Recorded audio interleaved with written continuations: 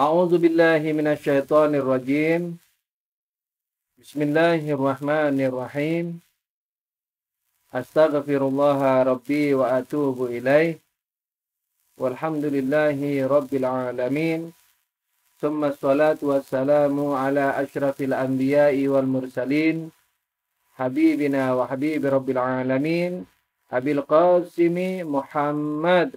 Allahumma shalli ala Muhammad wa ala alihi at-tayyibin at-tahirin al-ma'sumina al-muntajabin. Amma ba'du, assalamualaikum warahmatullahi wabarakatuh. Untuk bagian fikih ke-8,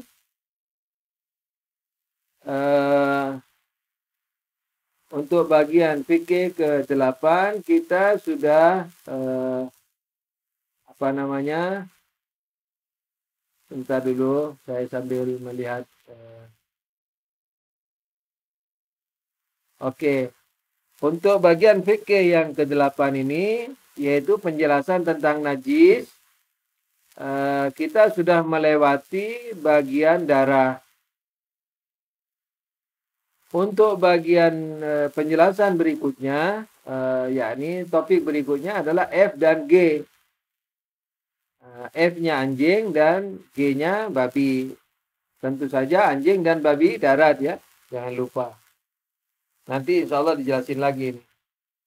Oke, kita baca. Bismillahirrahmanirrahim. F anjing dan G babi.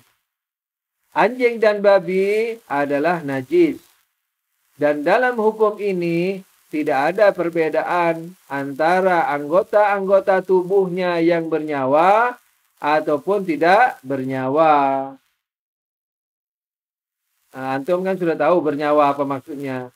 Tidak punya rasa. Kan? Kalau seperti yang bernyawa punya rasa, yang tidak bernyawa yang tidak punya rasa. Ini istilah fikih. Yakni yang bernyawa seperti dagingnya, kulitnya. Yang tidak bernyawa seperti apa? Bulunya, tanduknya, dan seterusnya. Tulangnya, giginya. Nah itu kalau di binatang lain, walaupun bangkai ada perinciannya, perbedaannya, yakni tidak semuanya najis. Yang tidak bernyawa, yang tidak punya nyawa tidak najis. Tapi kalau di anjing dan babi, biar tanduknya, biar tulangnya. Ada nggak babi dan anjing bertanduk? Ya kalau ada, berarti tetap najis. Jadi giginya, taringnya, ya kan? Itu tidak bernyawa. Tapi di sini hukumnya apa? Sama saja najis. Jadi yang bernyawa dan tidak bernyawa sama-sama najis.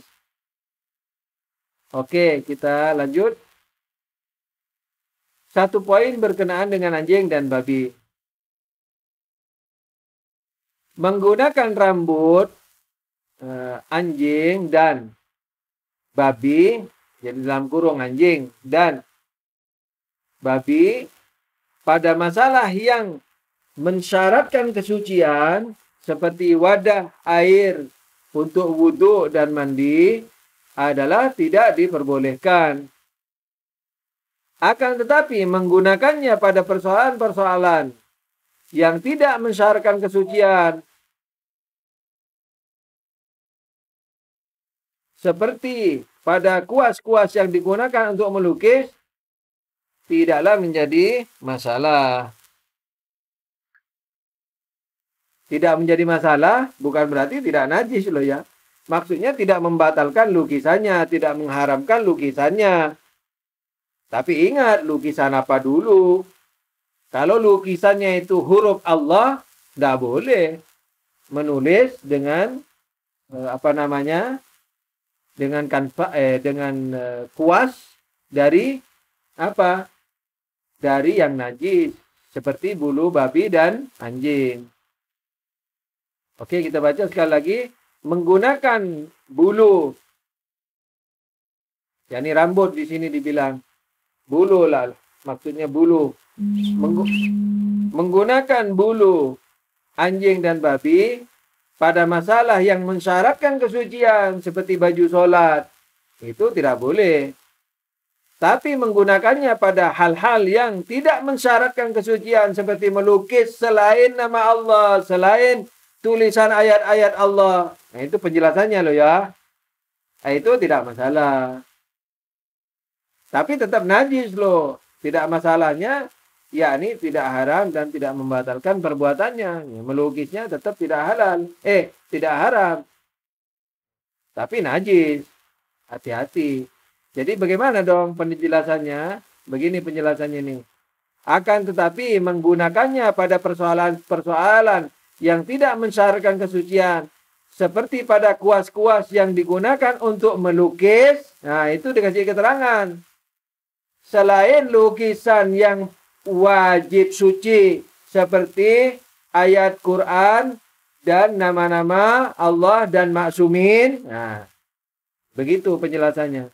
Adalah tidak menjadi masalah, yakni tidak haram. Kasih penjelasan lagi, akan tetapi najis loh, tidak masalah, yakni tidak haram, tapi tetap najis. Jadi kalau nanti lukisannya itu disentuh dengan tangan yang basah, tangannya jadi najis, dibuat sholat, batal sholatnya. Batal sholatnya. Oke, lanjut poin H. Minuman yang memabukkan. Jadi untuk anjing dan babi sudah selesai. Sekarang masuk apa? Minuman yang memabukkan. Tunggu dulu ya.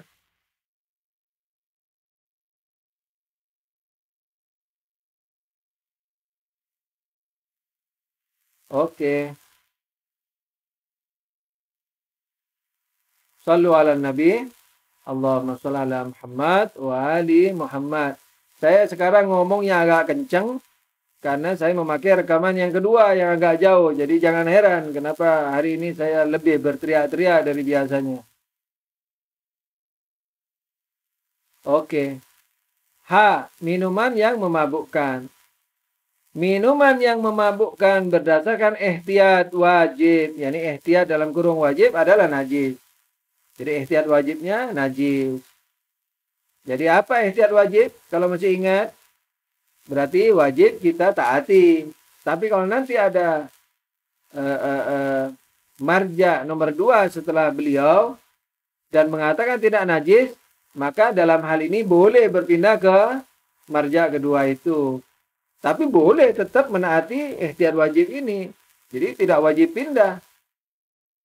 Ihtiyat wajib tidak wajib pindah ke marja kedua. Hanya boleh pindah ke marja kedua. Kalau dia berfatwa tidak najis. Dan tidak merupakan ihtiyat. Ini bukan merupakan kehati-hatian. Tapi fatwa gitu. Sebagaimana sudah dipahami sebelumnya. Perhatian. Poin A.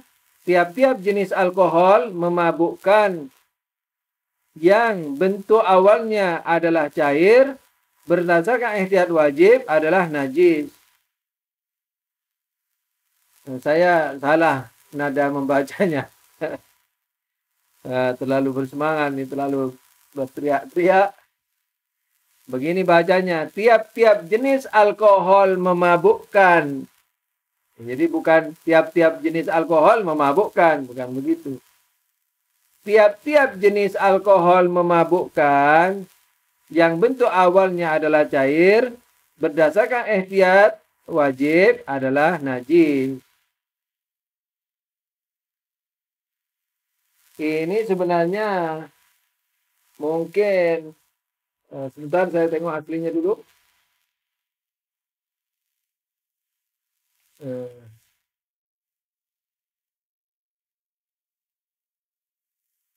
Sebentar.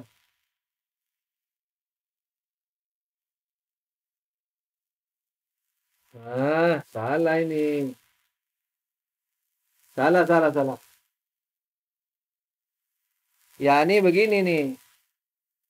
Tiap-tiap jenis alkohol memabukkan yang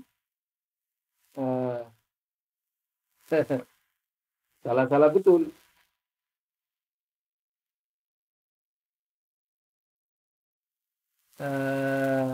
Iya betul. Betul sudah tidak salah. Yang bentuk awalnya adalah cair, yakni adalah najis. Jadi kalau alkoholnya itu padat, jadi misalnya eh, tape misalnya ya, tape kan juga mengandung alkohol tuh, bukan airnya. Tape singkong atau tape ketan. Di singkongnya itu atau di ketannya itu kan ada alkoholnya itu, tapi dia kan tidak cair. Dan itu yang maksudnya tidak cair, itu yang ada di situ maksudnya. Nah, itu tidak najis. Begitu juga yang cair kalau tidak memabukkan. Makanya di sini perhatikan tuh. Sebenarnya mungkin bagusnya kasih yang aja, biar banyak yangnya enggak apa-apa, yang penting tidak salah memahami nanti. Tiap-tiap jenis alkohol yang memabukkan, yang bentuk awalnya adalah cair, begitu aja. Jadi untuk ngajarin anak besok 2 tahun, 5 tahun, 10 tahun lagi, antum tidak lupa itu. Tidak usah diirit bahasanya.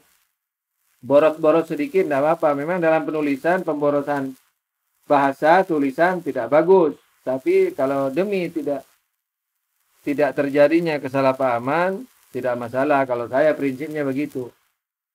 Jadi kasih yang aja setelah alkohol. Tiap-tiap jenis alkohol yang memabukkan, yang bentuk awalnya adalah cair, yang kedua kan memang ada. Berdasarkan ihtiyat wajib adalah najis. Penjelasannya apa? Nah, alkohol yang tidak memabukkan, yakni air tape. Air tape yang belum sampai ke tingkat memabukkan. Begitu. Yang bentuk awalnya adalah cair, lawannya apa? Bentuk awalnya padat. Seperti apa?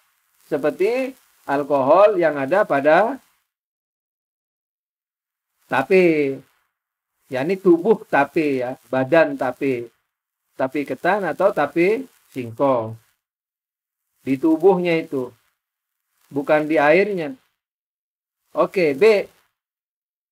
Air anggur yang telah dididihkan dengan api belum berkurang hingga 2/3-nya dan tidak memabukkan, tidaklah dianggap najis, namun haram memakannya. Yakni apa? Yakni anggur misalnya diperas, bukan misalnya, memang begitu, anggur diperas. Kalau mau bikin balok,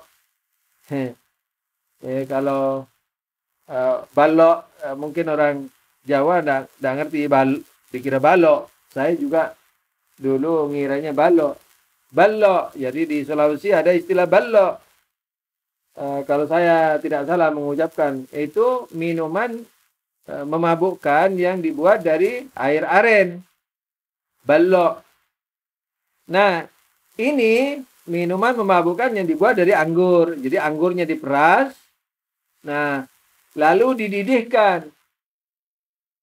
Kalau mendidih saja, asal tidak memabukkan, itu tidak najis. Tapi tidak boleh sudah diminum. Tapi kalau di samping mendidih, berkurang sepertiganya, maka itu sudah najis dan juga tidak boleh dimakan. Diminum ya nih, tidak boleh diminum.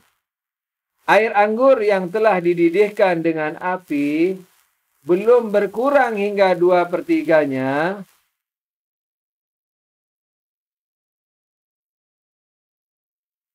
Nah, dan tidak memabukkan. Nah, air anggur ya, kalau sudah dididihkan dan berkurang sepertiganya, maka itu sudah najis. Itu dan tidak boleh juga dimakan. Tapi kalau mendidih saja dan tidak berkurang sepertiganya, tapi memang belum memabukkan. Kalau memabukkan biar baru mendidih saja, sudah najis itu.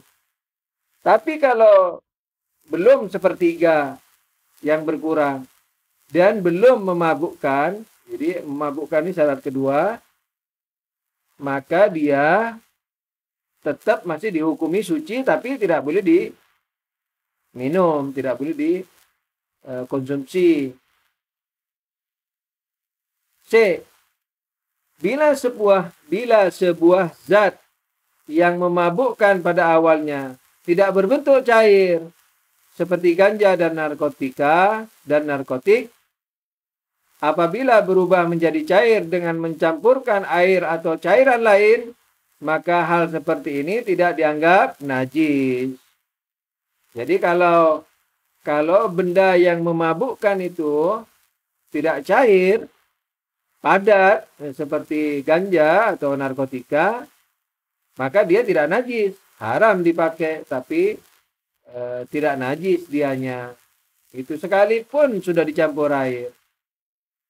Mabuk itu apa? Mabuk yakni menghilangkan akal.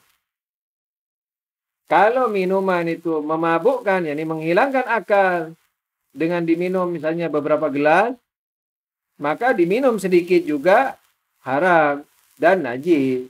Disentuh najis. Begitu. D. Jika di dalam sejumlah anggur mentah terdapat biji anggur matang, nah ini maksudnya mentah di pohonnya ini maksudnya. Jika di dalam sejumlah anggur mentah terdapat biji anggur matang, aduh, iya anggur itu kan banyak isinya ya satu tangkai itu. Jadi di sana ada yang mentah dan ada yang sudah matang. Jika di dalam sejumlah anggur mentah terdapat biji anggur matang yang jumlahnya sangat sedikit, di mana jika keseluruhannya terendam di dalam air, air dari buah anggur matang akan terserap ke dalam air anggur mentah sedemikian hingga tidak bisa dibuktikan. Saya juga. Maka dengan mendidihkannya tidak akan menjadikannya najis. Akan tetapi bila buah anggur matang tersebut dididihkan secara terpisah dengan api, maka memakannya dihukumi haram. Nah ini masalah lain nih. Jadi gini nih. Kalau tadi kan bila mana yang A, air anggur. Nah, jadi air anggur ya, yang di poin bukan A, poin B, sorry. Poin B, air anggur yang dididihkan. Ya kan? Hukumnya udah jelas. Sekarang anggurnya dididihkan. Jadi anggurnya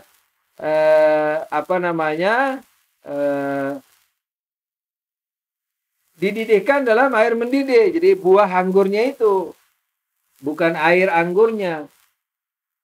Nah, di sini anggurnya dibagi dua. Jika di dalam sejumlah anggur mentah terdapat biji anggur matang yang jumlahnya sangat sedikit, di mana jika keseluruhannya terendam di dalam air, nah bukan air anggur, di dalam air, dan air dari buah anggur matang akan terserap ke dalam air anggur mentah. Sedemikian hingga tidak bisa dibuktikan. Nah, maka dengan mendidihkannya tidak akan menjadikannya najis. Aduh. Jadi kan anggur nih, anggur ya. Kalau begini aja dulu. Anggur matang, anggur yang siap dimakan itu kalau dididihkan jadi tidak boleh dimakan. Jadi bukan hanya kalau diperas lalu dididihkan hingga tidak boleh dimakan. Najisnya misal lain. Kalau airnya itu ya, airnya kalau diperas, kalau mendidih kan tidak boleh dimakan sudah. Memabukkan atau tidak? Nah, sekalipun belum berkurang sepertiga. Tapi kalau berkurang sepertiga, maka selain tidak boleh dimakan, tidak boleh diminum, yakni juga apa? Juga najis. Tapi kalau belum berkurang sepertiga, tidak najis. Itu air anggur kan? Nah, sekarang anggurnya ini, anggurnya yang matang direbus. Nah, kalau direbus di air mendidih, nah, maka sudah jadi haram dimakan tuh anggurnya. Paham enggak? Ya, haram dimakan sekalipun tidak najis. Gitu. Nah, kalau anggur mentah bagaimana? Nah, kan belum ada airnya itu anggur mentah, ya ini masih keras. Masih belum berair. Nah, itu tidak menjadi najis. Nah, mari kita baca lagi. Sekalipun dididihkan. Nah, yang masalah D ini adalah dalam satu tangkai itu seluruhnya mentah. Nah, 1, 2 terdapat biji yang matang. Ketika dididihkan, semuanya jadi lembek. Menjadi lembek sehingga tidak ketahuan mana yang matang, mana yang mentah. Nah, begitu. Sehingga tidak bisa dibuktikan. Oh, ini yang tadinya matang. Oh, ini yang tadinya mentah. Susah. Karena udah dididihkan, sudah lemas, sudah kempes lah dan segala macam. Maka dengan mendidihkannya di air yang itu seluruhnya anggur itu tidak menjadi najis gitu. Tapi ini masalah najisnya aja.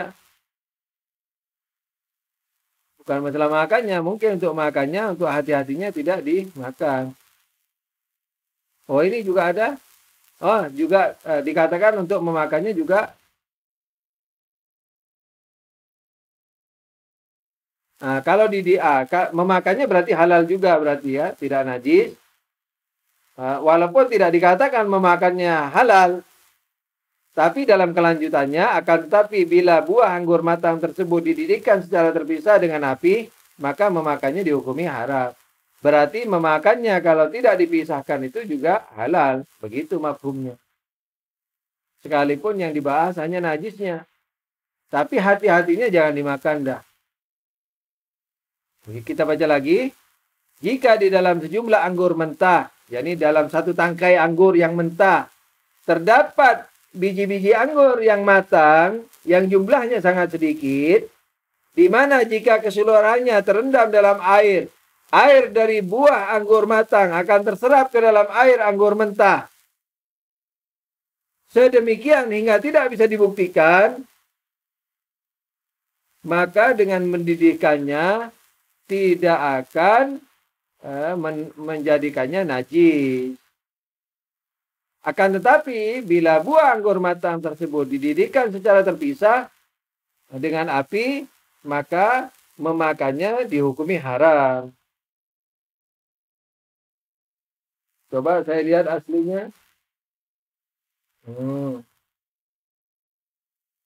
Idza wudi'a miqdar min al-hasram بالماء المغلى مع عدد من الحبات العناب وكانت حبات العناب قليلة جدا واستهلك ماؤها في ماء الحصران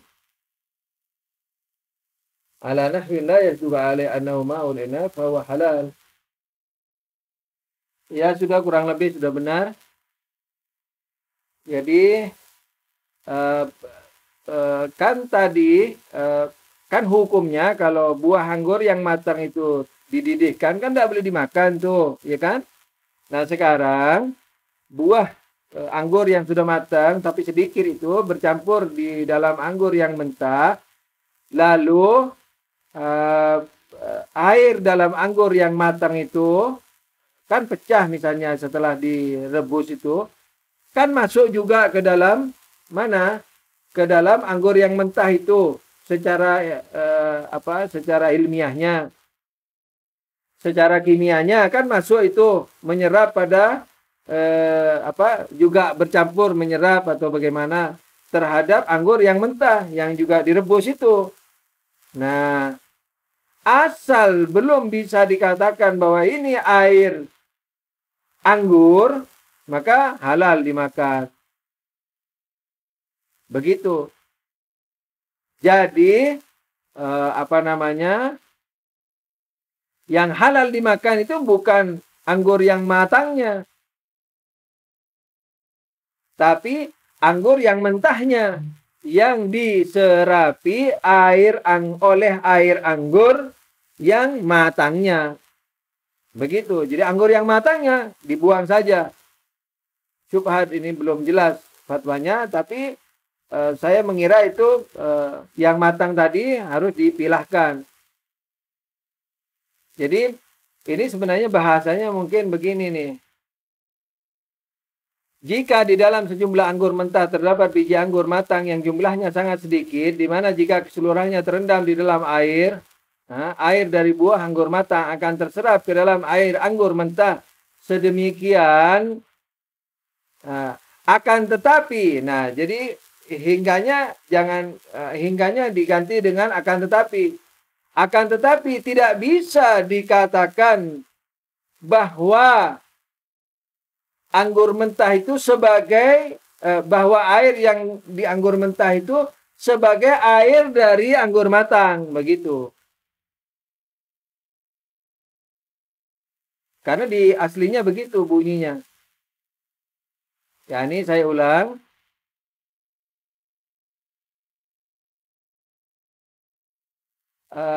Air dari buah anggur matang akan terserap ke dalam air anggur mentah sedemikian rupa, akan tetapi tidak bisa atau belum bisa atau tidak bisa dikatakan bahwa air yang ada di dalam anggur mentah itu adalah air dari anggur matang. Nah, begitu. Baru koma, lalu maka dengan pendidikannya, dengan mendidihkannya tidak akan menjadikannya najis. Begitu. Bahkan di fikih aslinya bukan najis, halal bahkan. Halal. Jadi bukan najis itu halal, diganti halal. Ya betul, diganti halal bukan najis. Saya ulangi, jika di dalam sejumlah anggur mentah terdapat biji anggur matang yang jumlahnya sangat sedikit, di mana jika keseluruhannya terendam di dalam air, air dari buah anggur matang akan terserap ke dalam air anggur mentah sedemikian rupa. Akan tetapi belum bisa atau tidak bisa dikatakan bahwa air yang ada di dalam anggur mentah itu adalah air dari anggur yang matang. Maka dengan mendidihkannya tidak akan menjadikannya haram. Begitu, bukan najis. Akan tetapi, kita dulu, mungkin di bawahnya ada begitu. Enggak, sudah betul. Akan tetapi, bila buah anggur matang tersebut dididihkan secara terpisah dengan api, maka memakannya dihukumi haram. Sudah benar ini yang bagian terakhir sudah benar. Jadi pembahasannya bukan najis, tapi pembahasan haram ya. Saya rasa sudah jelas. Tambahannya ini, perubahannya, saya ulangi dari ke dalam air anggur mentah sedemikian rupa, akan tetapi belum bisa atau tidak bisa dikatakan bahwa air di dalam anggur mentah itu adalah air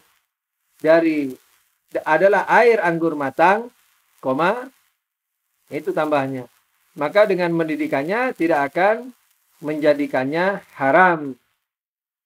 Jadi sebenarnya kalau di aslinya maka anggur mentah tadi tetap halal, begitu kalimatnya, bukan haram, bukan tidak haram. Jadi kalau mau dirubah sesuai dengan matan Arabnya setelah koma, maka dengan mendidikannya maka dengan mendidihkannya pun tetap halal. Nah, begitu. Maka dengan mendidihkannya pun tetap halal. Begitu kalimat aslinya. Bahasa dia lagi yang kalimatnya sih. Ya fahuwa halal, maka ia halal begitu saja. Jadi coba dilihat lagi kalimatnya. Sorry nih kalau banyak perubahan. Sedemikian rupa ya. Akan tetapi belum bisa atau tidak bisa dikatakan bahwa air yang ada di anggur mentah itu adalah air dari anggur matang. Maka tetap halal. Nah, begitu kalimatnya.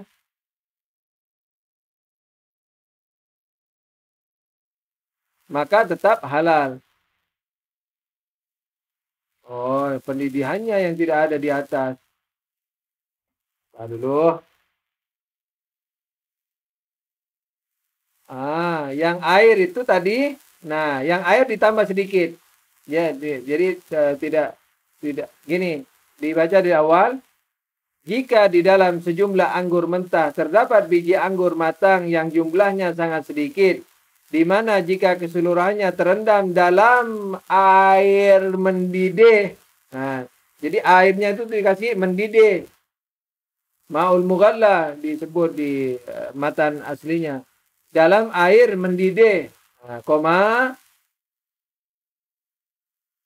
Air dari buah anggur matang akan terserap ke dalam air anggur mentah sedemikian rupa, akan tetapi belum bisa atau tidak bisa dikatakan bahwa air yang ada di dalam anggur mentah adalah air dari anggur matang, maka tetap halal.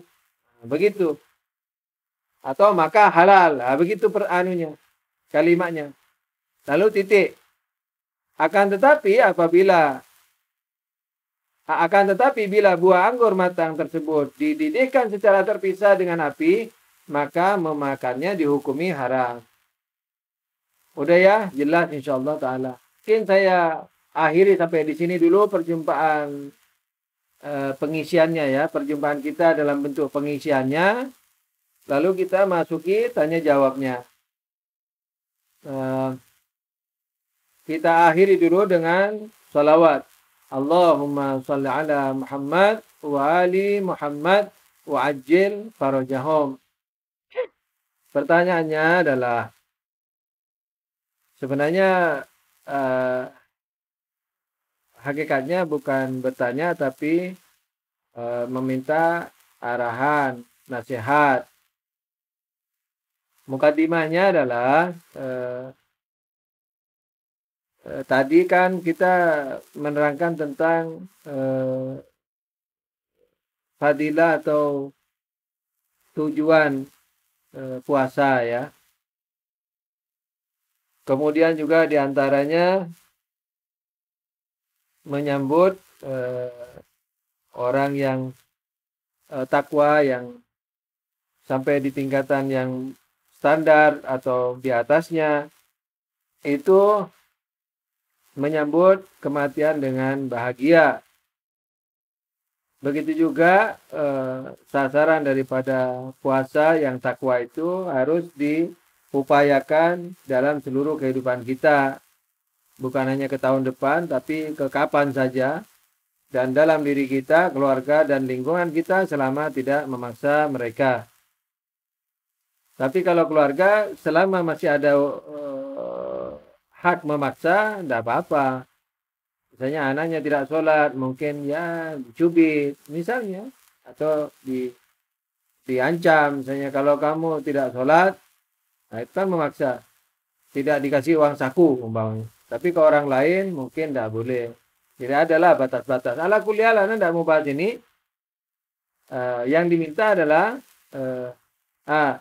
mukadimah berikutnya adalah katanya kita, saya kata penanya atau lingkungan lah ala kulli hal, Kadang melihat haram, itu tahu kalau itu haram, tapi dilakukan dengan berbagai sebab.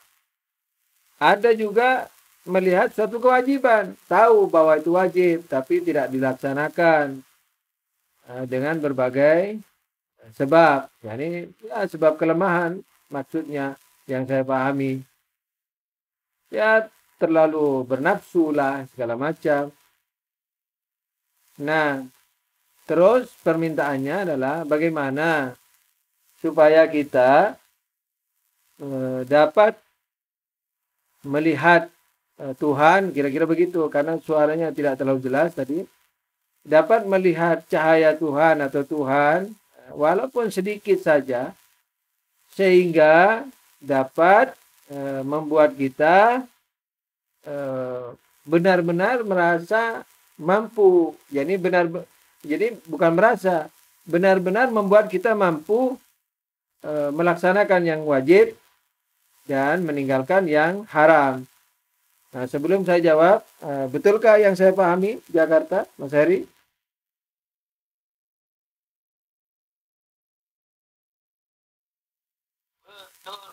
Oke, jawabannya betul katanya.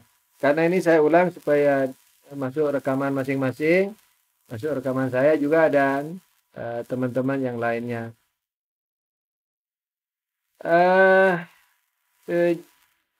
Jawabannya yang menurut saya yang terpenting, yakni yang menurut pikiran saya sekarang ini, mungkin nanti ada ide lain. Menurut saya yang saya ketahui, sebatas yang saya ketahui dari sebatas yang saya pelajari, ada dua sebatasan, adalah ini yang paling pokoknya ini itu adalah terletak di niat kita. Itu yang paling utama. Yakni kita ini betul-betul niat mau taat sama Tuhan atau tidak. Nah, kalau kita niat betul, tidak ragu, saya mau niat maksiat deh. Saya mau niat tidak maksiat deh kalau kuat. Nah, tidak ada begitu. Pokoknya saya tidak memaksiat. Nah, kalau niatnya seperti itu seperti datang ke Allah berlari. Nah, Allah datang ke kita terbang.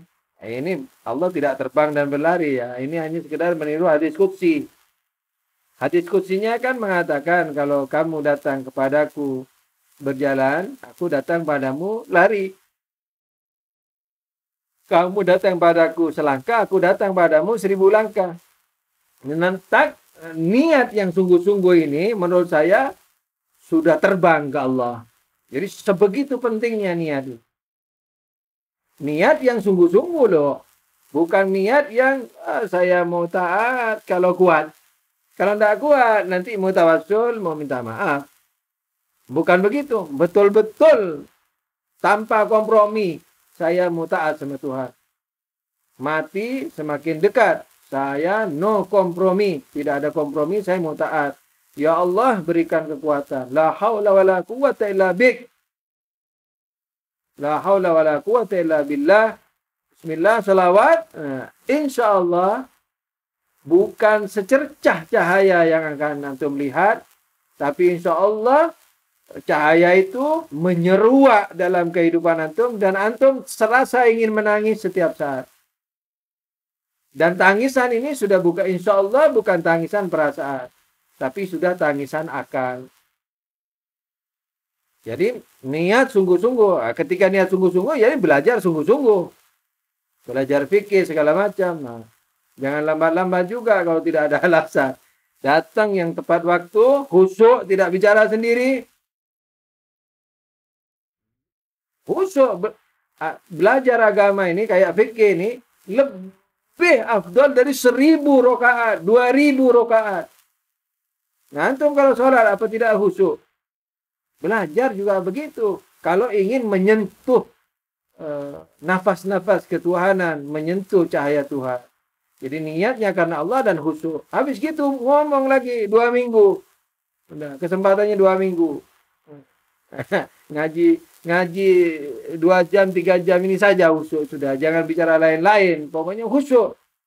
Mau dagang ke, mau apa, temennya ngajak bicara enggak usah ditanggapi, sekalipun tuan rumah.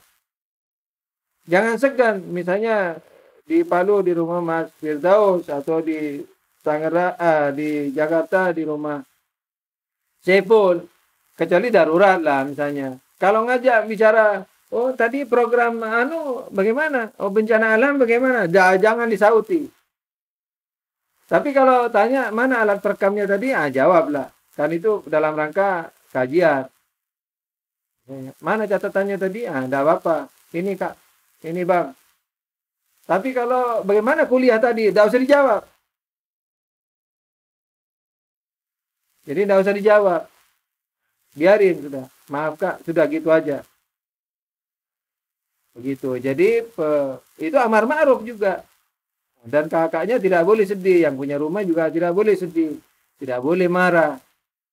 Jadi harus bangga punya tamu yang punya adik, punya junior, punya tamu yang sudah menerapkan peraturan gurunya. Saya kasih peraturan aja deh begitu.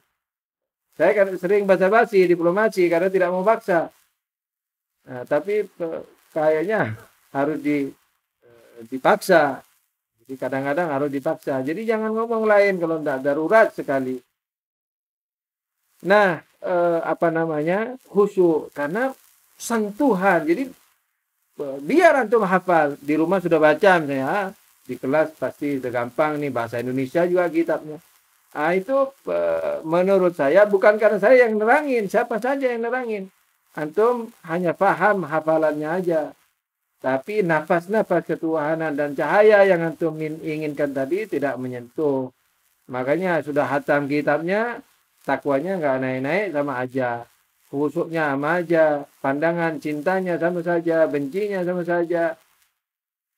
Begitu. Ini kebaikan dibenci, kebatilan disukai dan seterusnya. Begitu. Nah jadi kalau ingin mendapatkan cahaya itu niatnya yang sungguh-sungguh. Niat sungguh-sungguh baru menengadah ke Tuhan, bertawassul sama maksumin alaihissalam, dan ngaji yang serius sungguh-sungguh. Nah sebagai alat itu, karena tanpa ngaji juga nggak bisa ngaji fikih. Tidak harus ngaji ke saya, ngaji ke siapa aja, yang penting ngaji fikih yang benar, fatwa marjaknya yang bisa menerangkan dengan baik itu, yang benar bisa menerangkan dengan benar. Baik tidak perlu baik, mungkin marah-marah tapi pelajarannya bagus, ikuti, jangan antum tersinggung. Misalnya ada guru, saya tidak belain diri saya, misalnya ada guru yang suka marah umpamanya, tapi ketika menjelaskan masalahnya bagus, antum ikuti itu, jangan nyari sanjungan, antum jangan cari penyanjung, nyari ilmu yang bisa. Gurunya masuk neraka, biarin masuk neraka. Antumnya harus masuk surga. Kalau memang guru itu dapat menjelaskan dengan baik, kalau terbukti menjelaskan dengan baik. Kalau tidak, ya cari guru yang lebih bagus. Memang dalam Islam, dalam akhlak Islam, wajib mencari guru yang baik. Tidak boleh guru yang tidak baik. Tapi kalau terpaksa, tidak ada lagi jalan mengetahui fikih kecuali dari guru yang buruk. Maka ngaji qurbatan ilallah. Jangan tiru akhlak buruknya gurunya. Jadi marah yang saya maksudkan bukan menegur. Marah itu yang sampai mengumpat-ngumpat itu. Bodoh, apa segala macam. Kalau marah menegur, kenapa lambat? Jangan ngomong sendiri. Itu bukan marah yang dicela agama, tidak. Jadi marah yang saya maksudkan, yakni marah secara fikih. Yakni yang mengumpat, menghardik. Misalnya menghardik dalam arti menjatuhkan harga dirinya. Dan seterusnya di depan umum, yakni. Begitu. Ini jadi niatnya yang kokoh. Niat betulan. Niat mau taat. Karena niat mau taat ini harus profesional, harus belajar dengan baik. Dan niat diamalkan juga dengan baik. Jadi niat belajar dengan baik dan niat diamalkan dengan baik. Itu syarat utama. Syarat yang paling utama menurut yang saya mengerti, menurut yang saya sempat pelajari. Yakni sejauh yang saya mengerti dari sejauh yang saya pelajari. Kalau ditambah hal-hal lain itu bagus. Seperti tawasul, seperti menangis, apa segala macam. Tapi ingatlah ya, tanpa niat itu biar tawasul, biar nangis, tidak ampuh. Tidak ampuh. Tapi kalau niat sungguh-sungguh, nah itu baru tangisannya dan tawasulnya jadi ampuh. Jadi, tanpa niat sungguh-sungguh tidak jadi ampuh. Jadi kalau tanggung-tanggung, biarlah nanti saya biar tidak jadi waliullah, tidak apa-apa. Yang penting biar tidak masuk surga karena tidak melakukan dosa, tidak apa-apa. Saya masuk surga karena syafaat saja deh, tidak apa-apa. Kalau begitu, biar tawasul dan menangis juga sulit mendapatkan. Tidak mustahil mendapatkan ketaatan mutlak itu, tapi sulit. Nah, tapi kalau niatnya mau taat mutlak, menjauhi haram mutlak, secara keseluruhan, melakukan kewajiban secara keseluruhan, niat sungguh-sungguh, tangisan dan munajatnya, permintaannya kepada Allah akan insya Allah akan mustajab dan ampuh. Saya paksa untuk saya selesaikan sampai di sini saja karena kasihan yang di Indonesia bagian timur sudah jam 12, mungkin sekarang sudah jam setengah 1. Saya akhiri dengan salawat dan doa. Salawat. Allahumma salli ala Muhammad wa ali Muhammad wa ajil farajahum. Oh iya ya, sebelum saya berdoa, saya juga tadi ingin mengucapkan hal yang diucapkan Mas Heri tadi, tapi lupa, yaitu karena masih ada bau lebaran ya, minal aidin wal faizin, mohon maaf lahir dan batin. Dan ucapan balasan antum saya sudah dengar sekarang dengan hati. Mudah-mudahan amal dan ketaatan kita diterima oleh Allah Subhanahu wa taala, dan kekurangannya, dosanya mudah-mudahan diampuni oleh Allah Subhanahu wa taala, dan mohon maaf lahir batin. Sekarang baru masuk doa. Ya Allah, ya Tuhan kami, ampunkanlah dosa-dosa kami, kedua orang tua kami, kakek-kakek dan nenek kami, guru-guru kami, mukminin mukminat, al-ahya minhum wal amwat. Ya Allah, lindungilah kami dari segala keburukan dunia akhirat, keluarga kami, guru-guru kami, mukminan mukminat, para ulama, para maroje, khususnya rahbar tercinta. Ya Allah, rahmatilah keluarga kami yang telah meninggalkan kami, kolega-kolega kami, guru-guru kami, mukminat mukminat, para ulama, para maraji, khususnya Imam Humaini. Ya Allah, ya Tuhan kami, lindungilah segala muslimin dari kejahatan kafirin atau dari kejahatan pengkafir. Ya Allah, kembalikanlah keburukan mereka, yakni keburukan kafirin dan pengkafir ini, kepada diri mereka sendiri, dan jayakanlah Islam dan muslimin yang berjuang di jalanmu, dan terutama yang berjuang dan tertindas oleh musuh-musuhmu. Ya Allah, cepatkanlah datangnya Imam Mahdi alaihissalam, sampaikanlah salam kami kepada beliau, dan jadikanlah kami syiah beliau, yang diterima beliau dan diterima oleh engkau, dan jadikanlah beliau imam kami, yang menerima kami, yang memaafkan kesalahan kami, dan menerima kami, mencatat nama kami, mensyafaati kami di dunia dan di akhirat, dan kalau bisa ya Allah mengangkat kami menjadi pembela beliau. Amin ya rabbal alamin. Wabillahi taufiq wal hidayah. Wassalamualaikum warahmatullahi wabarakatuh.